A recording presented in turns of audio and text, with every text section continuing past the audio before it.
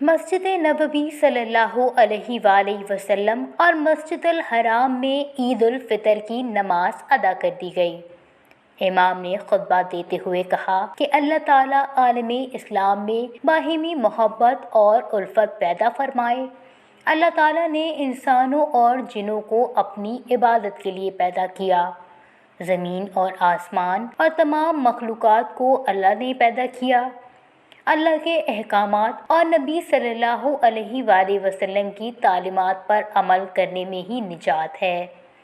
دنیا میں انسان جو بھی عمل کرے گا اس کا بدلہ بروز قیامت ضرور ملے گا۔ اللہ تعالیٰ مسلمانوں کے روزے، طواف اور اعتکاف کو شرف قبولیت عطا فرمائے۔ حجاج اور متمرین کی خدمت کرنے پر سعودی حکمرانوں کو اللہ تعالیٰ جزا عطا فرمائے۔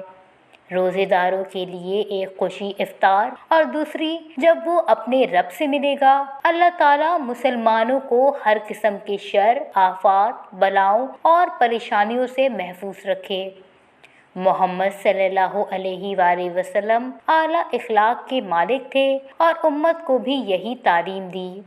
آپ صلی اللہ علیہ وآلہ وسلم لوگوں سے مسکراتے ہوئے ملا کرتے تھے۔ آپ صلی اللہ علیہ وآلہ وسلم نے خوشی، طبی اور مزاج میں بھی حق کے سوا کچھ نہیں کہا۔ کائنات کی ہر چیز حتیٰ کہ گھوڑے، خچر، گدھے بھی انسانوں کے فائدے کے لیے پیدا کیے گئے۔